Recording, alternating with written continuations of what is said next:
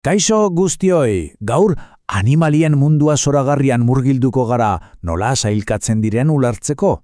Izugarrezko aniztasnalago eta zientzialariek ordena pixka bat jartzia lortu dute. Goazen bada abentura honetan sartzera. Beno, horixe da hain zuzen galdera nagusia. Milioika animalia mota daude, nola hasi bada horiek guztiak antolatzen. Badago sistema logiko bat atzean eta gaur elkarrekin deskubrituko dugu nola funtzionatzen duen. Ados, az gaitezen. Dena oinarrizko banaketa batekin hasten da. Oso simplea da. Animaliak ezurrak ditu edo ez. Alde batetik ornogabeak ditugu. Izenak duen bezala ezurrik gabekoak. Eta bestetik ornodunak. Guk bezalaxe barruan ezurrezko eskeleto bat dutenak. Hau da gure mapa osoaren abiapuntua. Eta begira, hau da gaur egingo dugun bidea. Lehenengo, ornogabeen mundu harrigarria ezagutuko dugu. Gero, ornodunen 5 talde handiak aztertuko ditugu. Eta bukatzako, ikusiko dugu zeintzuk diren sailkapen honen gako nagusiak. Prest? Gure lehenengo geltokia, ornogabeak. Pentsa pixka bat, lurreko animalia guztien artean, talderik handiena da hau, alde handiz gainera. Eta denek dute ezaugarri komun bat. Ez dute ezurrik. Ikustezagun zer dagoen talde honen barruan. Hemen daukagu eskema orokorra, 5 talde nagusi, eta lehen begiratuan ez dirudi elkarren artean zer ikusi handirik dutenik, ezta? Bada, goazen banan-banan bakoitza ezagutzera.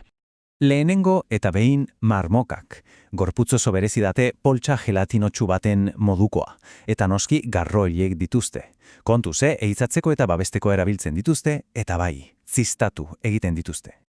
Orain, aharrak, berehala ezagutzen ditugu, gorputz luzea eta biguna dute. Ezurrik ez izatearen adibide ezin hobea. Eta leku guztietan aurki ditzaizkegu. Batzuk lurrean bizi dira, denok ezagutzen dugun lur zizarrea bezala, eta beste batzuk berriz itsasoan. Moluskuen taldea oso interesgarria da, aniztasun handia dagoelako. Alde batetik, maskor batekin babesten direnak ditugu, barraskiloa edo muskuiloa, adibidez. Eta bestetik, maskorrek gabekoak, ala nola olagarro, buruargia edo berea. Goazen armiekin. Hauek ezagutzeko trikimailu bat, hankak zenbatzea. 8 badituzte, bingo! Ingenieria bikainak dira. Sareak egiten dituzte insektuak harrapatzeko. Eta datu garrantzitsu bat, artropodo izeneko talde handiago baten barruan daude. Horrek esan nahi du, gorputza eta hankak artikulatuak dituztela, hemen ikusten ditugun tarantulak edo karramarroak bezala. Eta ornogabeekin amaitzeko, insektuak bigako dituzte. Bat, gorputza 3 zatitan banatuta dago beti, burua, toraxa eta zabelaldea. Eta bi, eta hau da liluragarriena, haien eraldaketa. Kumeak eta helduak erabat desberdinak dira. Begira, tximeletaren adibide ezin hobea daukagu hemen.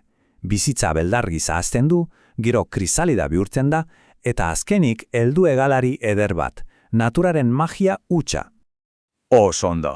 Ornogabeen mundua ikusita, goazen orain animalien erreinuaren beste erdi handira. Orain, ezurrezko eskeletoa dutenen txanda da, ornodunak. Eta ornogabeekin gertatzen den bezalase, ornodunak ere 5 talde handitan banatzen dira. Eskema honetan argi ikusten da, ugaztunak, narrastiak, hegaztiak, arrainak eta anfibioak. Ikus ditzagun banan-banan. Azteko ugaztunak, gure taldea. Ezaugarriak nahiko ezagunak zaizkigu, ezta? Bireken bidez hartzen dugu arnasa, gorputza hilez estalita daukagu, eta gehienak 4 hankatan mugitzen dira, itsasokoak izanekzik. Bibiparoak gara, hau da, amaren zabeletik jaiotzen gara, eta kumeek noski esnea hartzen dute. Zaldia eta tximinoa adibidez talde honetakoak dira. Orain, narrastien txanda. Hauek ere birikak dituzte, baino begiralarrua zala. Erabat desberdina da, eskataz estalita dago. Normalean 4 hankatan ibiltzen dira, sugeak bezalako salboespenekin, jakina. Ugalketari dagokionez, obiparoak dira, arrautzak erruten dituzte, eta ezaugarri garrantzitsu bat, gurasoek ez dituzte kumeak zaintzen. Goazen zeruetara, hegazteken. Hauek ere birikak dituzte, baina estalkia paregabea da. Lumak, egan egiteko hegoak dituzte. Narrastiak bezala obiparoak dira. Hau da, arrautzetatik jaioten dira, baina alde handi bat dago. Hegaztek beren kumeak zaindu eta elikatzen dituzte abian. Uretara salto! Hemen dena desberdina da, ingurunera egokituta baitaude. Arnasa hartzeko, ez dute birikarik, zakatzak baizik. Gorputza narrestien antzera, eskataz estalita dute eta mugitzeko hegatzak erabiltzen dituzte. Hauek ere obiparoak dira, eta orokorrean ez dituzte kumeak zaintzen. Eta ornodunen azken taldea, anfibioak. Hauek oso bereziak dira. Izan ere, bi mundutan bizi dira. Lehorreen eta uretan.